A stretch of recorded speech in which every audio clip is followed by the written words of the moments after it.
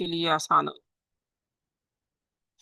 तो basically cognitive development में हमें पियाजे जो है वो ये बताता है कि सेंसरी मोटर स्टेज होती है, प्री ऑपरेशनल स्टेज होती है, कॉन्क्रीट ऑपरेशनल होती है और फॉर्मल ऑपरेशनल होती है।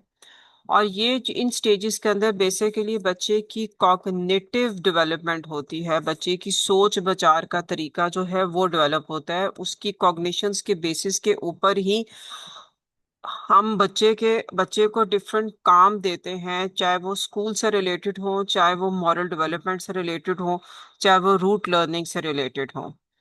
तो पहला जो स्टेज है वो है सेंसरी मोटर, जिसके अंदर बच्चे को ऑब्जेक्ट परमानेंस का अंदाजा नहीं होता। अगर उसकी माँ उसके सामने नहीं है तो बच्चे को लगता है कि मेरी माँ जो है वो मौजूद नहीं है। अगर उसके सामने कोई मूवमेंट्स हो रही होती हैं तो वो उस मूवमेंट्स पे रिलाई कर रहा होता है, और उसका ज्यादा जो डेवलपमेंट है वो that is on looking and listening. तो बहुत दफा ये कहा जाता है कि मदर ने आना नहीं है सामने, अगर वो बोलती है तो मदर की आवाज के सुनने से भी बच्चा जो है वो रिस्पॉन्ड करता है, क्योंकि उसको सुनाई दे रहा है। लेकिन वो क्वाइट इसलिए होता है क्योंकि उसको समझ नहीं आ रहा होता, क्योंकि उसको लुकिंग वाला कंपोनेंट चाहिए होता है, ऑब्जेक्ट परमानेंस का चाहिए होता है।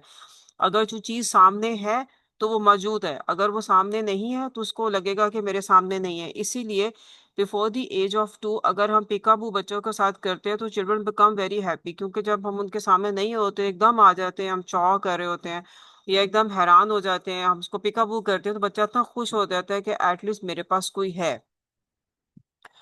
अगर मदर जो है वो एक रूम से दूसरे रूम में चली जाएंगे तो उसको लगेगा कि मैं बिल्कुल अकेला हो गया हूँ।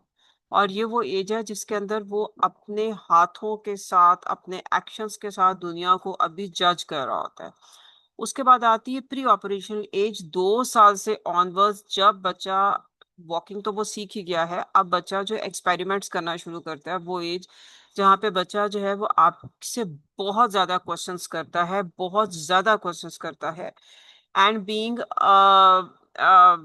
बीइंग अ मदर और अ टीचर और अ गार्डियन, आपको उसके सारे सवालों के जवाब देने होते हैं। ये वो वाली एज होती है जहां पर हम बच्चों को प्री नर्सरी में आजकल ले लेते हैं, प्ले ग्रुप में हम ले लेते हैं बच्चों को।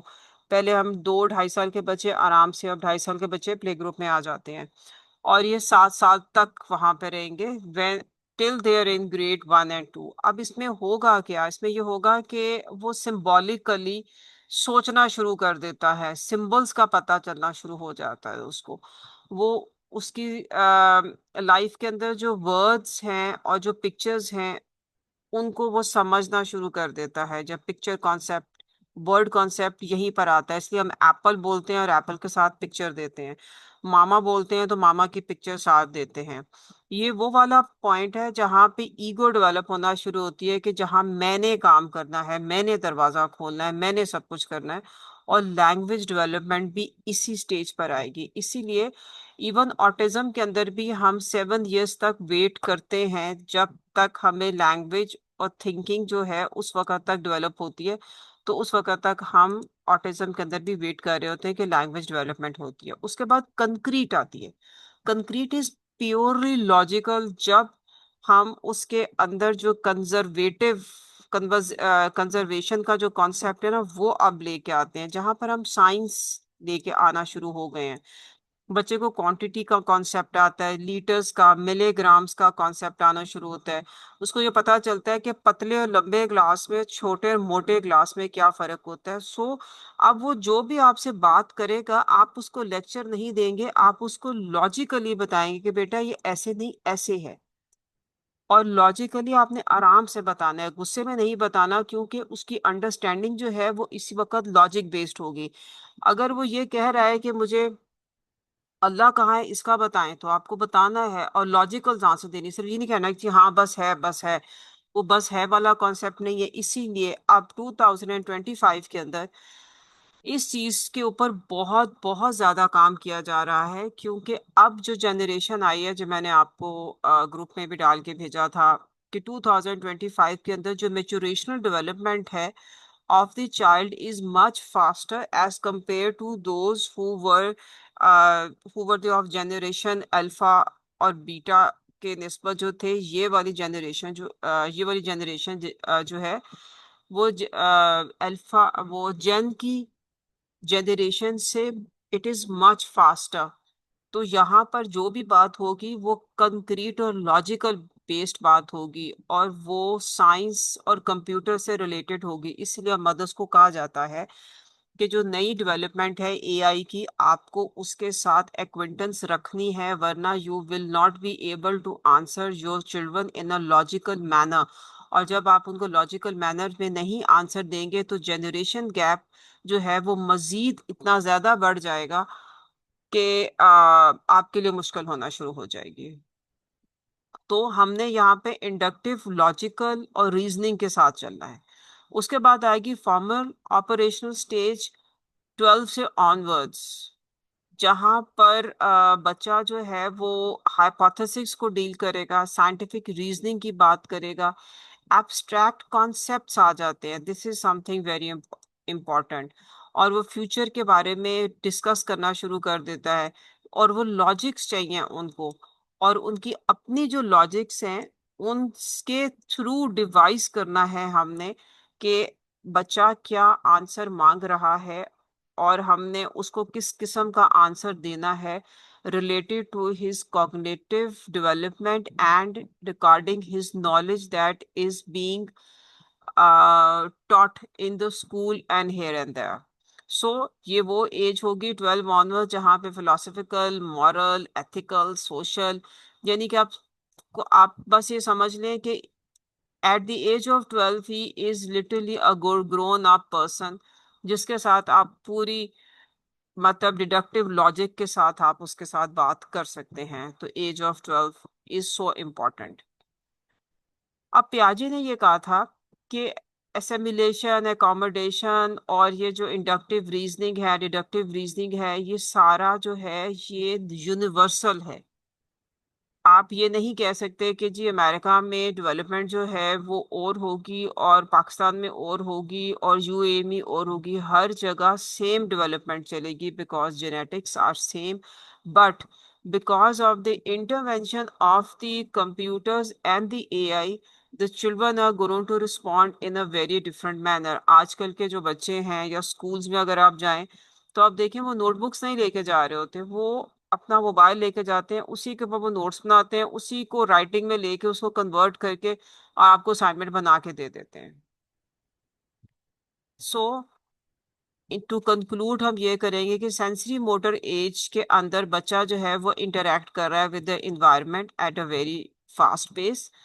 फिर 2 से 7 साल की उम्र के अंदर वो सिंबॉलिकली रिप्रेजेंट करना शुरू हो जाता है कि मेरा बियर जो है वो बीमार है, मैं उसको टीका लगा रहा हूँ, उसको भूख लग गई है, इसको खाना दे दो ये। और उसके बाद 7 से 12 जब कंक्रीट स्टेज आती है तो उसमें रूल्स को समझते हुए वो एक्सपेरिमेंट स्टार्ट करता है। और फिर फॉर्मल ऑपरेशन के अंदर, ऑपरेशन स्टेज के अंदर 12 से ऑनवर्ड्स एडल्टहुड के अंदर हम कंक्रीट डेवलपमेंट के ऊपर आगे हाइपोथेसिस को वेरीफाई करते हैं। इसी थ्योरी को अगर हम आगे लेके चले कोलबर्ग की थ्योरी के अंदर, जिसने मॉरल डेवलपमेंट की बात की थी, जहां पर वो 3 स्टेजेस की बात करेगा सिर्फ, कि प्री कन्वेंशनल स्टेज है वो स्टेज जहां पे बच्चा जो है वो पनिशमेंट अवॉइड करता है और रिवॉर्ड के पीछे जाता है। इसलिए एज अ थेरेपिस्ट हम पेरेंट्स को कहते हैं कि आप रिवॉर्ड के पीछे जाएं, पनिशमेंट के पीछे मत जाएं। उसके बाद कन्वेंशनल एज आती है जहां पर गुड, मतलब कि हम बच्चे को कहते हैं कि वाह आपने बहुत अच्छा काम किया है, यूर अ गुड बॉय। लेकिन खाली गुड बॉय नहीं कहा जाता, उसके साथ जो उसने काम किया होता है, जो उसने, जिसकी वजह से उसको गुड कहा जा रहा है, वो हमने कॉन्सेप्ट देना है। यहाँ पर आपने बैड गर्ल या बैड बॉय का कॉन्सेप्ट नहीं देना। ये वो कन्वेंशनल एज है जहाँ पर हम लॉ एंड ऑर्डर जो है वो बच्चे को सिखाना शुरू कर देंगे। और उसके बाद पोस्ट कन्वेंशनल आती है जहाँ पर हम जस्टिस और स्पिरिचुअल और यूनिवर्सल एथिक्स की बात करेंगे। कोलबर्ग ने जो बात की थी वो ये की थी कि प्री कन्वेंशनल के अंदर वो क्योंकि सेल्फ इंटरेस्ट होता है उसका, कि मुझे ये चाहिए है, और अगर मदर जो है वो उसको बिस्कुट नहीं दे रही तो वो ये कह देगा कि नहीं मेरे पास तो बिस्कुट नहीं है, मैंने तो नहीं खाया। वो जिस तरह हमारी एक पुरानी सी पोएम हुआ करती थी, ओपन योर माउथ हा हा हा, वो वाले कॉन्सेप्ट वो इसी एज के लिए था, जहां पर बच्चा जो है वो ओबीडियंस का और पनिशमेंट का कॉन्सेप्ट समझता है। लेकिन you being a therapist and you being a parent, आपने ये करना है कि आपने उसको ओबीडियंस की इंफॉर्मेशन ही देनी है। मतलब इस ये वो एज है जहां पर बच्चा झूठ बोलेगा, बच्चा चोरी करेगा, लेकिन आप पॉजिटिव्स के ऊपर ही फोकस करते हुए चलेंगे। बहुत ज्यादा इशू आएगा जिस तरह के हम साइकोपैथोलॉजी में बात करना शुरू करते हैं साइकोपैथ्स की, तब आप उसको कोई पनिशमेंट की तरफ लेके जाएंगे। लेकिन पनिशमेंट जो है उसी तरह की होनी चाहिए जो बच्चे के लिए हल्की फुल्की सी हो। Try to focus on the positive side of everything. आप मतलब हम जिस तरह हम कहते हैं कि जी हमने अल्लाह के साथ तारुफ करवाना है, तो आपने डर का तारुफ नहीं करवाना। जिस तरह बच्चा मदर के साथ तारुफ करता है तो मदर के साथ वो अपनी फुलफिलमेंट की तारुफ करता है कि मदर हक करेंगी, प्यार करेंगी, वो सारे उसकी नीड्स पूरे करेंगी। जो टीचर का कॉन्सेप्ट क्या है कि टीचर को अक्सर मदर्स आके कहती है कि जी आप इसको कहेंगे तो ये आपका कहना मानेगा। टीचर का कहना क्यों मानेगा? क्योंकि टीचर ने हर बात पे शाबाश करनी है। टीचर ने उसको छोटी छोटी बातों के ऊपर स्टार देना है, शाबाश कहना है, क्लैपिंग करवानी है। जब इतना कुछ बच्चे के साथ हो रहा होता है तो बच्चा ऑटोमेटिकली फिर पॉजिटिव कंपोनेंट रखना शुरू कर देता है, and that is what a parent has to do. लेकिन फर्क सिर्फ इतना आता है कि बीइंग प्रोफेशनल जब हम काम करते हैं हम डिसिप्लिन को फॉलो करते हैं, क्योंकि हम वहाँ पे क्लासरूम में सिर्फ टीचिंग के लिए बैठे हैं। और घर के अंदर हम टीचिंग नहीं कर रहे, घर के अंदर हम जो है वो कुकिंग भी कर रहे हैं, और हम कपड़े भी धो रहे हैं, और हम नाश्ता भी बना रहे हैं, और खाना भी बना रहे हैं, और फोन भी सुन रहे हैं। वहां पर वो डिसिप्लिन खराब हो जाता है और बच्चे हाथ से स्लिप हो जाते हैं। इसके अंदर स्टेज नंबर 2 है, which is individualism and exchange. Individual recognises that others have needs but focus on the self interest and fair exchange. हाँ मामा, आपने भाई को बॉल क्यों दिया है? आपने भाई को बॉल दिया है तो मुझे भी बॉल चाहिए भी। तुम्हारा तुमने बॉल से नहीं खेलना, इसलिए बेटा हम तुम्हारे लिए डॉल लेके आए हैं। लेकिन नहीं, आपने भाई को बॉल दिया क्योंकि उसको पसंद था, तो मुझे भी। अब उसको पता चल गया है कि भाई को बॉल पसंद है, लेकिन उसको अपनी भी फिक्र है कि नहीं मुझे भी ये चाहिए है। तो वो आय वाला कॉन्सेप्ट, आइडेंटिटी वाला कॉन्सेप्ट, वो यहाँ पर आना शुरू हो जाता है।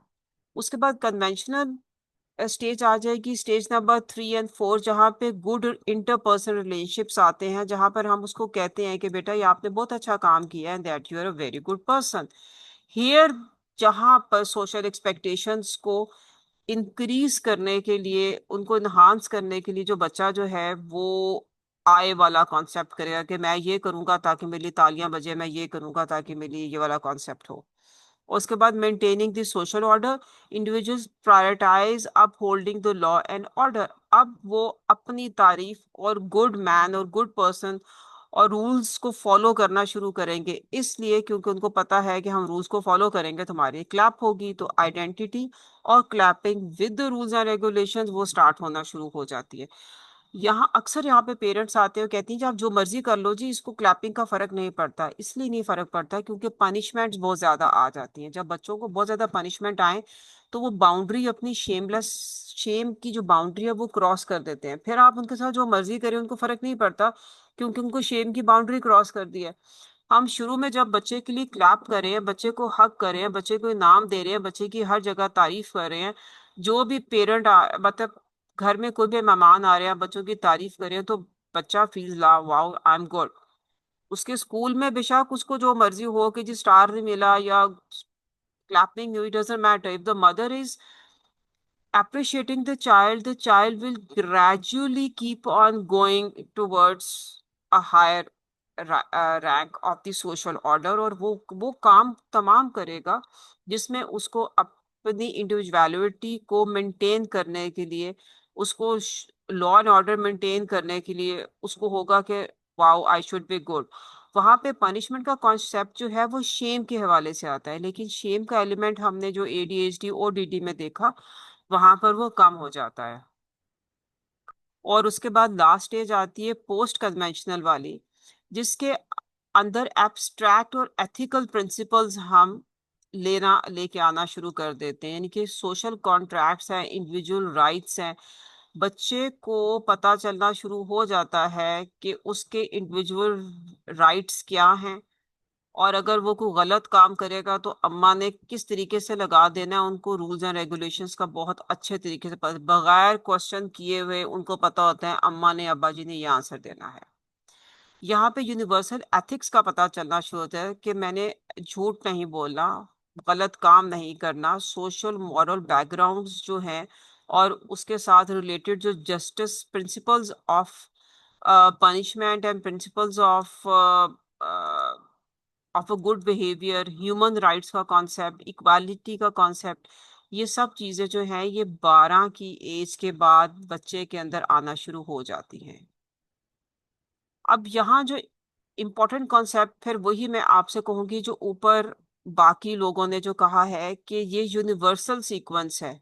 आप ये नहीं कह सकते कि जी एक ऐसे घर में जहाँ पर एक बंदा जो है वो अपनी बीवी के ऊपर जुल्म सितम कर रहा है, वहां का बच्चा जो है उसके रूल्स डिफरेंट होंगे कि नहीं जी ये तो हो सकता है। नहीं, उसको पता है कि मारना बुरी बात है तो बस मारना बुरी बात, किसी वीक को नहीं मारना, बस वीक को नहीं मारना। अब वीक की डेफिनेशन देना स्कूल का या मदर का कॉन्सेप्ट है। So it is a universal concept कि अगर कहीं पर किसी को थप्पड़ लग जाएगा तो वो एकदम हैरान हो जाते हैं, किसी को डांटना शुरू कर दें तो बच्चे सहम जाते हैं कि अच्छा क्या हो गया, क्यों डांटा, व्हाट इज द रीजन।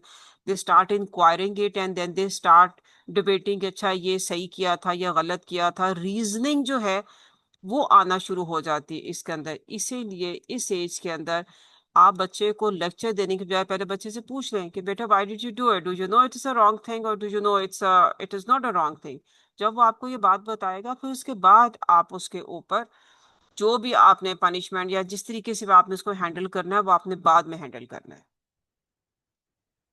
चलें जी, ये आपसे मैंने इसलिए कहा कि अब आपकी ना 4 थ्योरीज कंप्लीट हो गई हैं।